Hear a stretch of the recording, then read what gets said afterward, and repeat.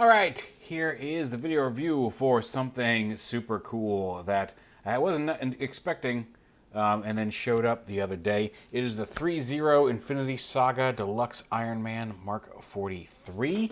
It is their smaller scale. It's a 1/6 scale figure. And you can see it's the Infinity Saga. It's a Mark 43, which is the first armor he has in the first part of Age of Ultron.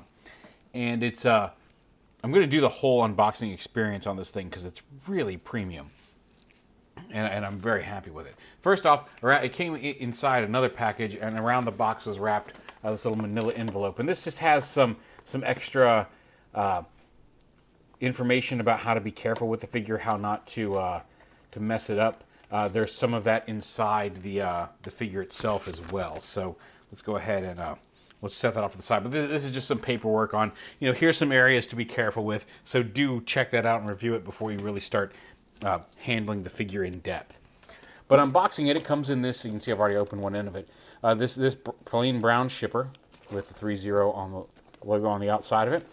And then inside, in a plastic bag, which again I opened, is the packaging itself. Now obviously it's sideways there.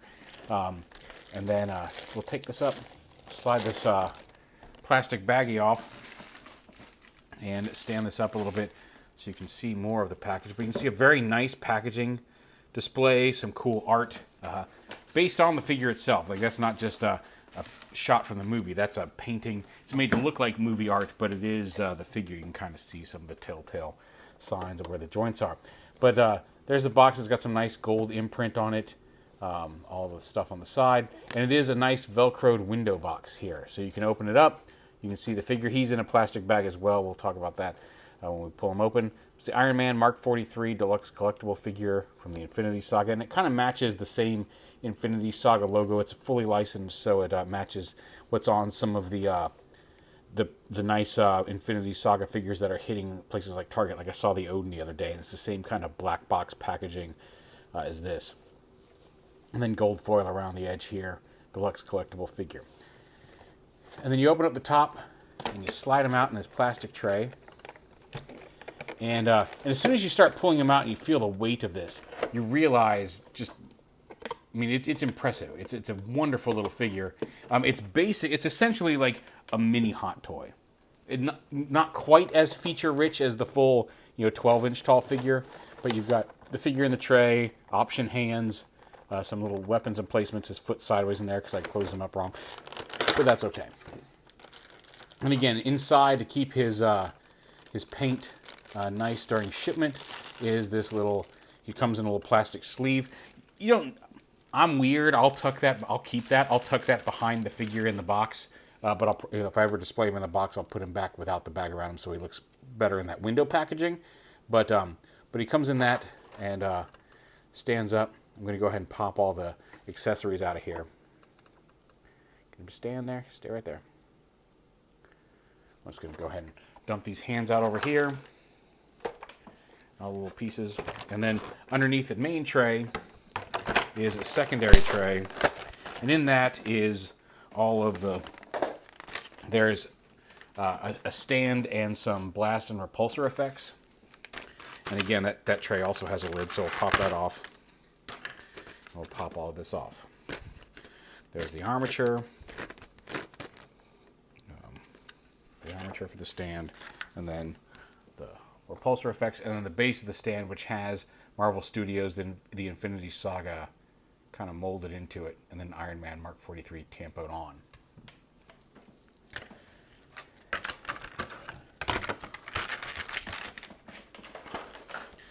And then there is this. This is a promotional sample. It's going to be out, I think next month is when it's due out, but it is a promotional sample. There's all sorts of rules for don't resell it or we'll not work with you anymore. And I'm not going to risk it because I like working with them. These are some really cool figures.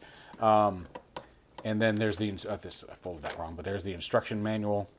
And it's basically, here's all the pieces that come with it, shooting effects, flying effects, the attachable arm rockets, the various hands, the stand, the figure itself, what's included, how to install the batteries, because there are batteries.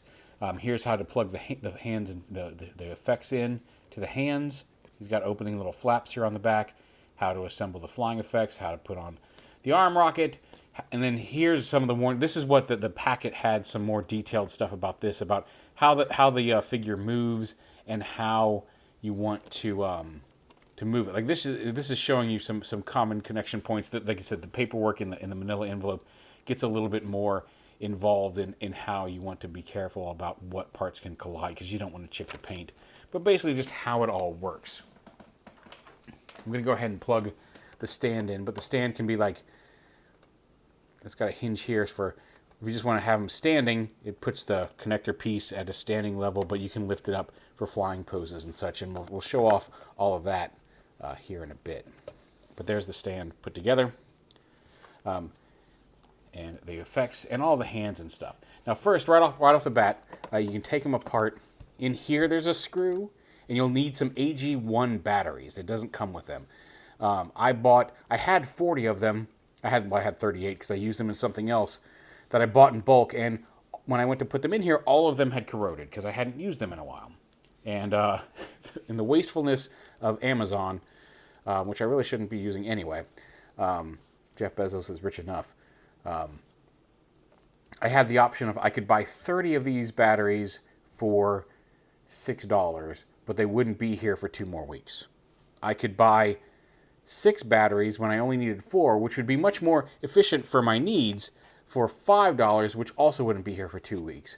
But for $7, I could get 100 of them that got here in a day. So I guess I'm just gonna I'm gonna be one of those people who just is gonna leave the batteries on in this thing all the time, just to run through 100 batteries so they don't go bad. Anyway, the wastefulness of capitalism. Ironic that we're talking about that in an Iron Man video review. But anyway, you pop them off in here, you unscrew this, put 2 batteries in, and then the top of his head, the top of his helmet kind of slides back off, unscrew that, pull the cap off, put 2 batteries in. This separation point for the batteries, before we get to it, is how this part of the figure fits into the Hulkbuster that's coming out. Really hoping they send one of those along, because that Hulkbuster looks amazing. That you can put the smaller Iron Man in it is even more fantastic. And I never got the Hot Toys one due to both size and expense. So I'd love to have a Hulkbuster to match this guy. But anyway, so you can put that in there. But before you put the cap back on, there's a little button right here, and you can push that. And when you click that into place, his eyes light up. Little LED. I don't know how well that shows up on camera. Button. There we go. Off. On. Okay, that does actually show up pretty well. And then you just put the cap. The thing kind of just slides, goes on the back, and then slides forward and snaps into place. And then you put him back together. And then when he's this, you just push on the repulsor, or the arc reactor, and his chest lights up. Now he doesn't have them in his hands. It's just the chest and eyes that light up. But that's a pretty cool little effect. My only thing that I wish they had done is, I love this push to turn on the arc reactor on and off. It's easy, it's simple, no fuss, no muss. There is like a kind of groove in his helmet here, just detailing wise, and I wish they had used that to make that maybe a button you could push, or some sort of other place where you could just, where the button itself would hide in the molding lines of his helmet and turn on the LEDs versus having to pop the helmet off every time. But it's a minor complaint, especially since the arc reactor is such an easy and fun thing to do. It's fun to just hear that little click and see it light up. And one of the things, I don't know if it's going to catch it in the light here if I zoom in, but if you look at it, it actually has, okay, the light's blowing it out, but it actually has that little triangle detailing molded in. And while the light's blowing it out on camera, when you light it up, it becomes very obvious and cool when you're holding the figure in the hand. Again, the camera's not, because the light's so bright, but when it's not on camera in person, you actually see the triangle glowing there inside of there, and it's pretty cool. Anyway, before we get into poseability, just scale-wise, he's much more in scale with Marvel Legends than SHF scale figures, even though they're all purported to be around that same 1/12 scale. Like here he is with Deadpool, Marvel Legends Deadpool. And while he is taller, you're kind of looking at the effect. If you look at like the size of his head versus the size of his helmet, that looks like the size head that would fit inside that helmet. It's spandex versus a suit of armor, but he may be a smidge tall for a Marvel Legends scale, but he fits in very well. Like with SHF, here he is with the SHF version of the Mark 45 from the end of the movie, and you can see he's more gargantuan compared to the other SHF scale figures. Not the end of the world, but yeah, it's not 1/6 kind of varies between several lines, but that doesn't. Aside from that, this is the first of their figures, and there's the Hulkbuster coming, and God, he's gonna look so great in that Hulkbuster. But yeah, it's a very premium figure. It's got a nice die-cast heft to it, and there's a lot of little details in here that are really cool. So articulation-wise, he's got everything you'd expect. He's got a wibble wobble there at both the top and bottom of the neck. The shoulders are one of the conflict points they tell you to be careful of. You want to lift these panels up. You can see these are on hinges, and then kind of move them around when you move the shoulders around. But you can see there's this inner rotator piece that moves with the shoulder. And the shoulder there, he's got a bicep swivel. He has no swivel below the elbow, and that's one point where I wish there was a swivel there. I see why they didn't do it because of how that whole mechanism works, but it would have been nice if there was a swivel down here as well. His wrist does swivel, so you've got an option there. But for the missile, which we'll show off in a minute, it would have been nice if this rotated a little bit. But you got all that. He has a decent ab crunch, and we can fold back as well. Again, you've got some little, you can hook in here and lift up these panels, these little air flaps. Although again, make sure you get that shoulder pad out of the way so you don't chip the paint at all. If you have it down in a neutral pose, you should be able to get it past there, no problem. But if you've lifted it up first, make sure it's out of the way when you lift those panels up. But you can see all the detail there underneath the back. This little plate comes off. This is how you attach it to the stand. We'll show that off in a minute. But then the legs, they've got a little rotational joint. They can move in and out like this, and forward and back. Now you want to be careful from some of these flaps just to make sure they don't collide. You can rotate them a little bit to get them out of the way. But what's neat is if you want to lift his leg up, these panels right here are on little dual hinges, so you can fold that down like that and then bring his knee up and fold it all around. And it's got a pretty good range of motion there in the knee. And then that way that panel still looks proper and yet doesn't get in the way of any of the waist armor, which is really cool. And then there's some little flaps here along the feet to move. The feet are on double barbells, and that can be, I may need to put a little bit of polish on one side of that. The ankles, as I've played with it, have gotten a little loose. He still supports himself, but it's with all the die casting, I mean, he is die cast and hefty. It can be a little difficult sometimes to get him to stand flat on his feet. He'll want to tip forward or back. There at the ankles, see, kind of like that. But then, like I said, the feet, and then the toes have a little joint right there, and there's some peg holes for the, he's got a waist swivel, I guess a swivel there. But just very nice, very, very shiny, and very fun to swoosh when you get them all in a flying pose with the blast effects. I mentioned the arm rockets, and he comes with 2 of them, one for each arm, and it's just a little rocket molded into a little launcher. And then you just pop this little panel off on his forearm, on either arm, but it works on both sides. You can see there's a peg and a hole, and it matches up on the forearm launcher. And it just pegs in right there. And now again, you have to rotate it at the bicep here to get it to get that on top. And that's why I wish there was a rotational joint below the elbow, just because it would be easier to rotate this in versus having to move the whole bicep and the arm. But yeah, you can shoot his missiles. And it's the exact same thing for the other side over here.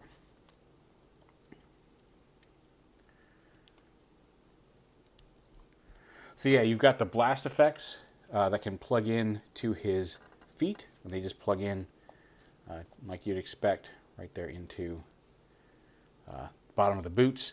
The hands, these are fists, but he's got interchangeable hands. So you can pop these off. They just pop right off of the ball joint. And he's got there's a couple different hands for each side. He's got 4 open hands. These are, so there's this one, which is, they're similar. These 2 have the holes for the blast effects. In one hand, it's not super obvious, but if you look at them like that, you can kind of see one hand is more of an open hand like this, whereas the other one, the thumbs and the fingers are just slightly more curled, depending on how you want to display his hands. And then the blast effects for the hands can plug, again, right there into the palm, and you can put that on his, either have it down to the side like this, as if he were using it to fly and support and hover, or you can point that forward and have it be a repulsor blast like that. It's up to you. But yeah, let's do the other one here. That's that hand.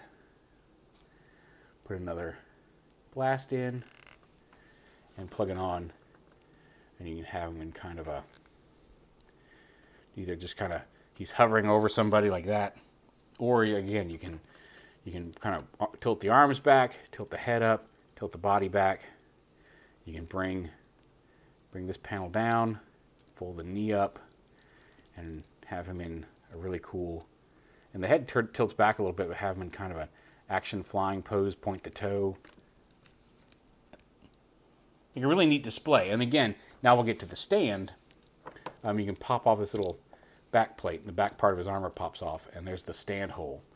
And as I mentioned, you can have him just stand normally at this height, or you can lift this up and kind of extend it up and around and get him into some cool, actually this is rotated wrong. There we go. And some cool flying poses using the stand, and the stand will support him. Like, look at that. That's awesome. Iron Man flying in to save the day. I'm not the best at posing, but you get what I'm going for there. And I could get him in a better pose if I took a little bit more time, but you've got that option. You can tilt him back, tilt his head. Some cool Iron Man. You open up his flaps here a little bit,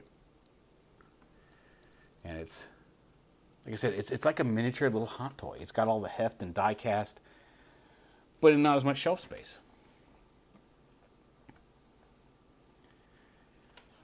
But yeah, you've got the two different versions of the hands with the holes for these blasts, and then you've got you've got the same hands, the kind of open palmed hands, and then the more curved fingers hands that don't have, if you just want to have him posing like he's not actually blasting but he's getting ready to, they don't have that peg hole in the center. They just have the shiny dot to cover. And actually, I'm not 100% sure if there's just like a little sticker in there. I'm pretty sure that's actually molded. That's not covering a hole. So yeah, but then he's got just a shiny little repulsor in his hand if you'd rather do it that way. But I may just leave him like that. That's fantastic. It's just, he's super posable. He's got all these cool little details. The paint is outstanding. The fact that they got batteries into it. This push this repulsor to light up is genius. And like I said, I wish they had integrated something like that here into the head, where you didn't have to pop it open to pull the cap off to hit that. It's a tiny, tiny little switch, and it's the same kind of mechanism on this one, but because that little switch is behind this button, you don't have to fight with it. Whereas this one's a little teeny, teeny button. Actually, show you right here. I'm gonna pop this off again. Come here, you. Come on. It's right here at the front. There's this little teeny, teeny button right here between his the flares of his helmet crest. And it would just have been nice if, like, maybe this little groove or something could have sat, so you just pushed it without it being super obvious, but didn't have to open it up to push it. And that's my one minor complaint about this, and it's the only one I really have, because he's just a fantastic looking figure, and with a lot of thought put into how it operates, how it works, how you can pose him without damaging the paint. And I'm really looking forward to seeing the Hulkbuster armor with whatever features they decide to put into that, as well as integrating the smaller Iron Man into it, because if it's anything like this one, it's going to be fantastic. But yeah, just a really, really nice figure from ThreeZero. They've always been known for cool figures. I still have their deluxe Bumblebee sitting on my monitor, or hiding behind my monitor. It's kind of cute. He's kind of reaching around the monitor and waving around the corner when my wife got the second monitor. But yeah, really nice Iron Man, really nice features, lovely paint, fantastic. Even if you just leave him in the box, I mean, I don't recommend leaving him in the box, but the box is a fine display example. The window presentation is really nice. I like that it matches some of the current Marvel Legends stuff that's hitting.